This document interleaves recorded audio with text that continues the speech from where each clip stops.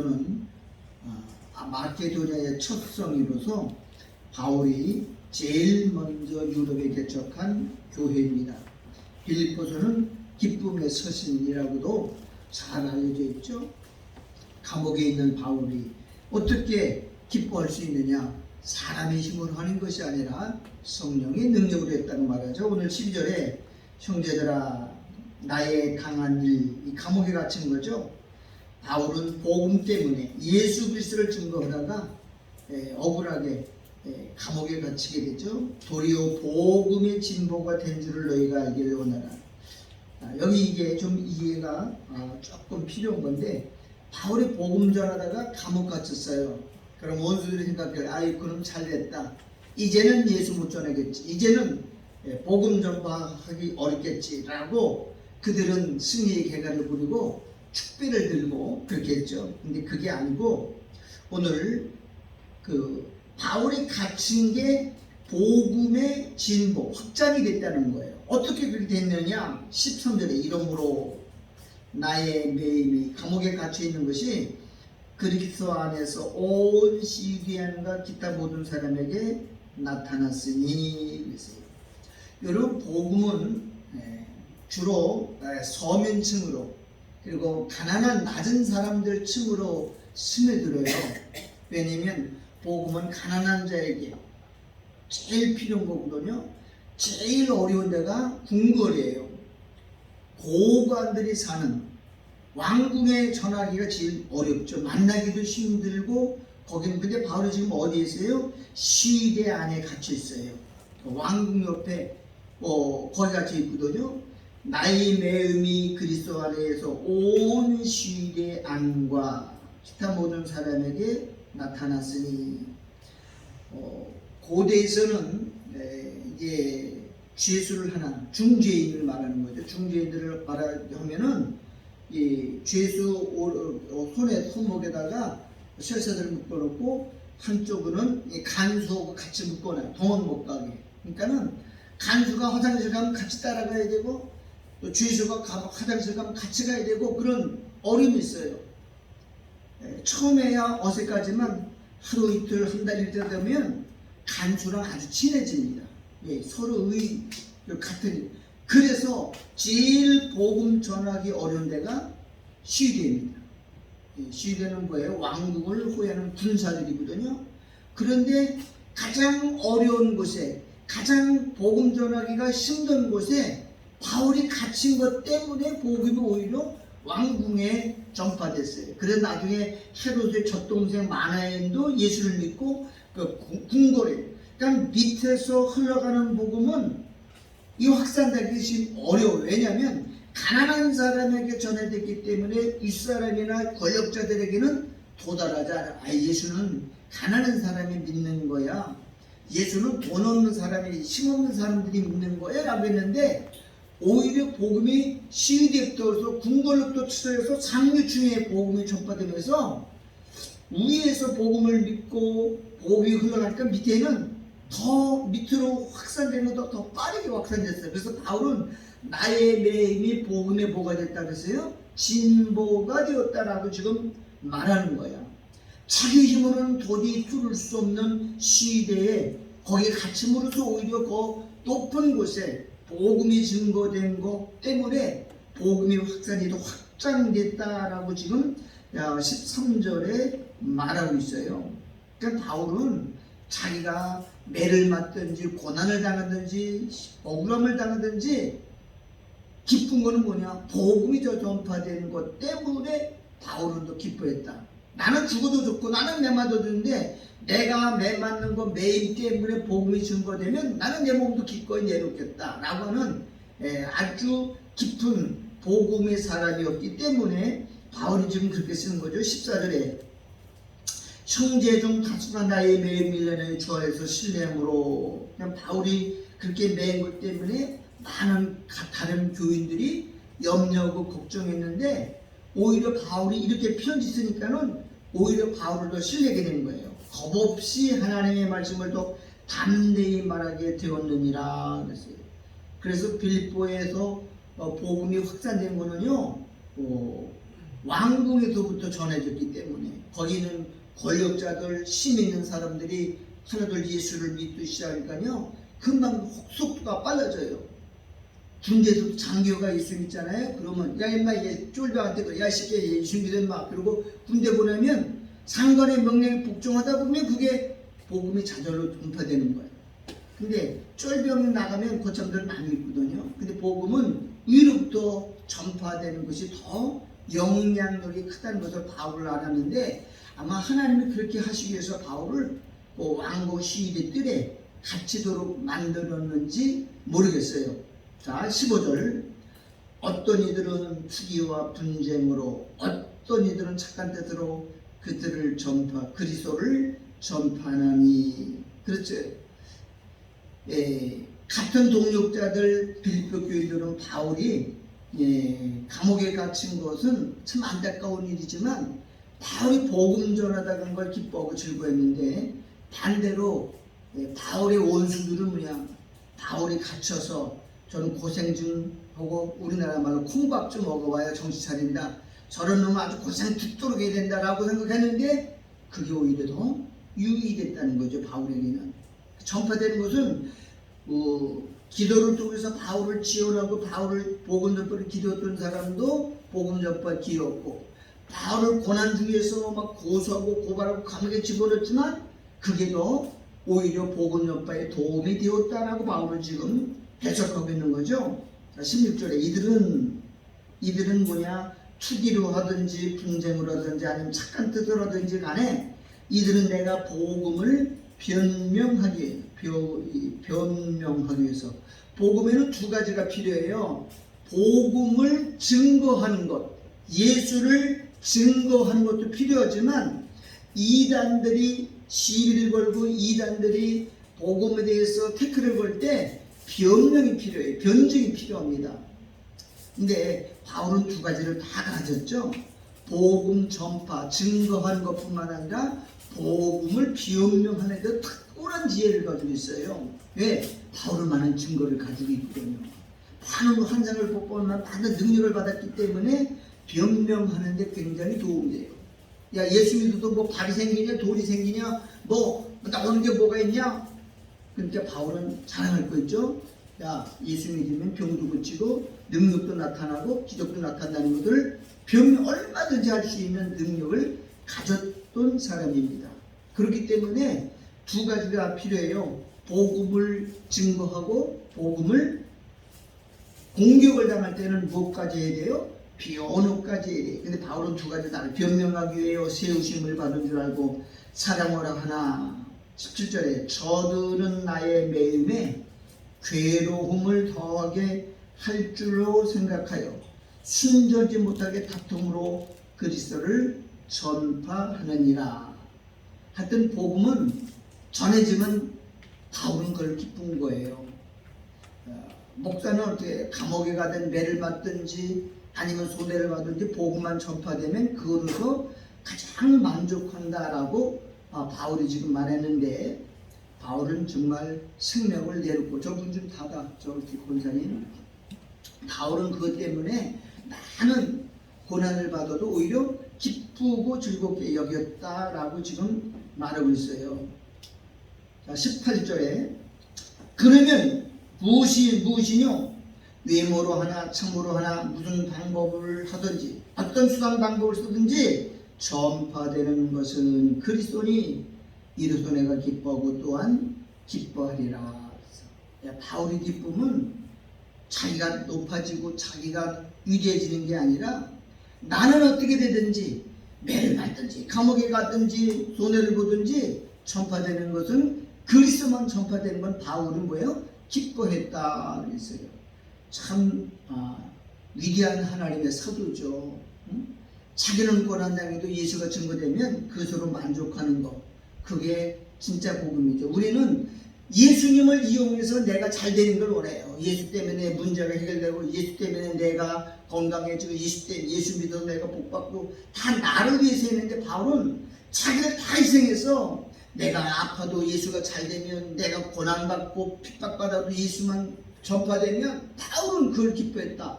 우리하고 달라요. 우리는 우상숭배잖아요. 예수를 이용해서 나의 유익을 위해서 나의 어떤 이익을 위해서 믿는다면 그것은 우상숭배가 되지만 예수님처럼 당신을 희생으로 주면서 희생해서 우리를 살리는 것, 바울은 자기를 희생해서 자기 몸을 내놓으면서 그리스도를 전파하는 게 오히려 기뻐했다라고 말합니다.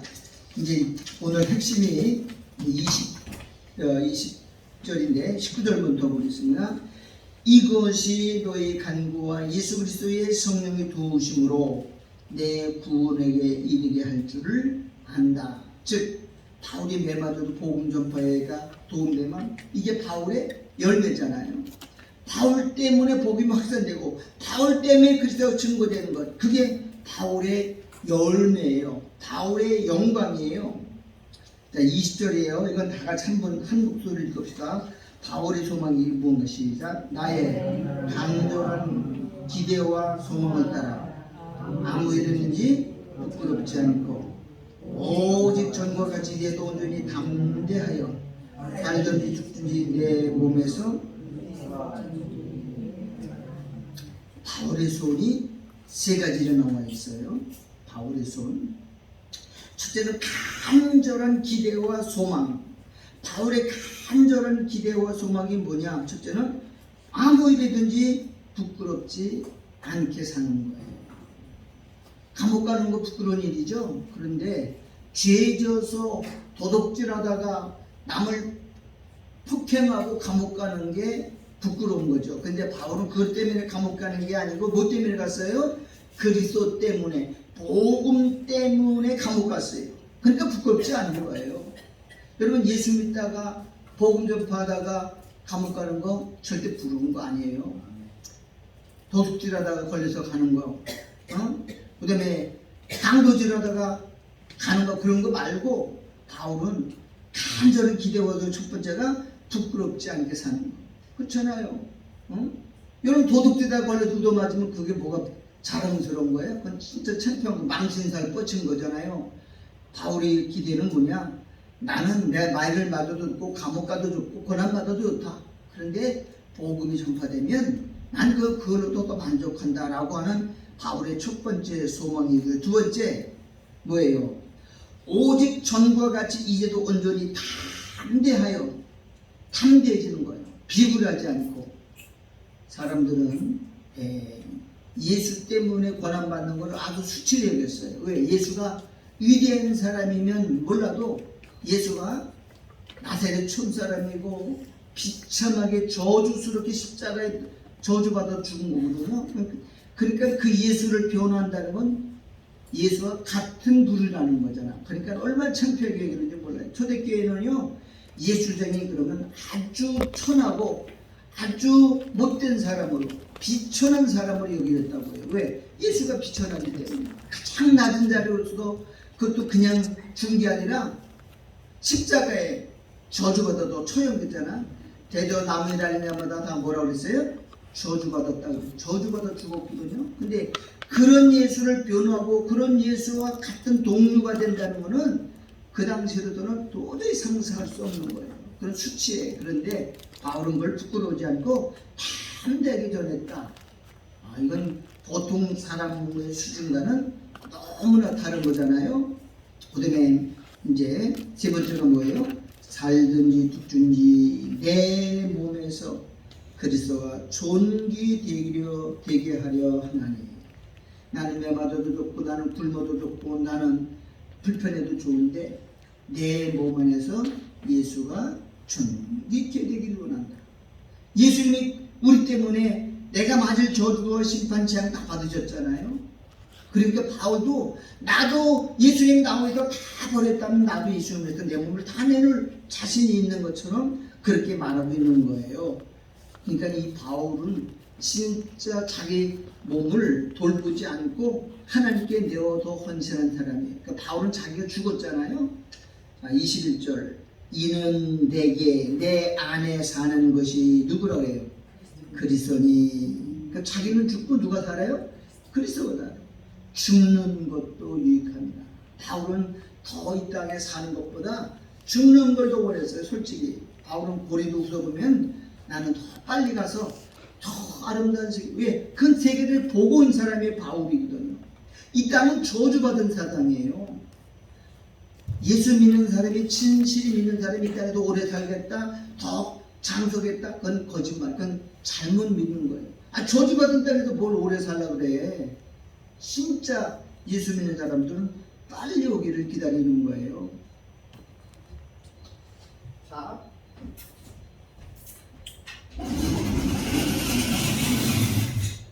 우리가 사는 이 시대는 역사 세계라고 그러는데, 역사 세계에는 시간이 있어요. 시간. 여기 알파라고 하는 데가 있고 끝이 있고요. 거기에 출발이에요. 시작이 있고 반드시 역사는 뭐냐? 끝이 있어요. 자, 그런데 여기가 지금 쭉 시간이면 여기를 우리는 현재라고 해요. 현재. 이쪽 뒤로 쭉 가면 이걸 뭐라 그래요? 과거라 그래요. 그리고 현재를 기점으로 해서 앞으로 쭉 가는 세계를 미래라 그래요. 자, 현재에서 계속만 끝없는 영원한 과거가 있어요. 그렇죠? 아주 그냥 계속 갔는데 어느 한 점을 성경은 뭐라 그러냐? 이걸 그래도 태초라고. 한번 따라합니다. 태초에. 영원한 가다가 어느 한 지점이 출발선이 있는데 여기는 뭐라 그러냐? 태초에. 요거는 창세기 1장 1절에 나와요. 태초에 하나님이 뭘 만들었다고요? 천지를 창조하신다. 여기서부터 이 태초부터 시작해서 뭐가 되냐? 역사 세계야. 역사 세계의 시작이에요. 이 태초에. 그러면 여기가 그때 뭐가 됐어요? 하나님이 하늘과 땅, 천지를 만들었더니 이 태초에. 그럼 여기는 그럼 이 태초, 이 역사의 시작인데 이보다 더 계속 과거로 쭉 가면 거기에 또 뭐가 나와요? 거기도 태초에 나와요. 그럼 요한복음 1장 1절이에요. 요한복음 1장 1절에 태초에 태초에 말씀이 계시니라. 그러면은 이 똑같은 태초지만 이 태초는 인간 시작을 여기는 무슨 태초냐? 묵은 세계의 태초예요. 묵은 세계. 그러니까 요한복음에 나오는 태초의 말씀은 이 천지하고 근간이 없어요. 이 천지가 만들기 전에 그 전에 무궁한 태초가 있어요. 그건 누구만이 알아요? 성부, 성자, 성령, 성삼위 하나님밖에 없었어요. 여기는 이 태초는. 그러니까는 요한복음에 나오는 태초의 말씀과 그다음에 창세하는 태초 중에 어느 게 더 먼저예요? 요한복음에 훨씬 태초부터 있는 생명의 말씀에 관하여는 이건 요한 1장 1절에 태초부터 있는 생명의 말씀 우리가 눈으로 본 바요 들은 바요 우리가 너에게 듣고 전한다 그랬어요. 그럼 이 태초예요. 이 태초는 이 땅이 아니고 하늘나라 세계, 영원한 세계. 이거는 누구밖에 알아요? 하나. 자, 그러면은 이 태초에 하나님이 계셨을 때 성부 하나님, 성자 하나님, 성령 하나님, 삼위 하나님이 계신 이 태초에 하나님의 나라가 이제 처음 세워졌어요. 그 나라는 무슨 나라냐? 영의 나라, 영의 나라. 그때 하나님이 창조하셨어요. 뭘 만들었느냐? 천군과 천사들을 만들었어요. 이 영의 나라에 보이지 않는 세계. 이걸 무슨 창조라고 하냐? 원창조라고 해요. 아직 이 태초는 만들어지지 않았어요. 그러면 이 영의 나라에서 천군과 천사들과 하나님만이 영들만이 사는 세상에서 어떤 일이 벌어졌어요. 한 사건이 벌어졌는데 이 천군 천사들 중에 제일 높은 대장이 하나 있어요. 그게 누구냐? 루시엘이었어요. 루시란 말은 빛이에요. 빛의 천사예요. 제일 우두머리가 반역을 해가지고 하나님으로부터 이 땅으로 추방당해요. 자, 그러면 여기서 문제가 생겨요. 이 태초는 과학자들은 지구의 행성들이 4억 년 전이라고 해요. 4억 만 년. 약 5억만 년 전에 이 태양계가 만들어졌다고 해요. 그러니까 우리 지구 역사는 성경에는 6천년이에요. 6천년.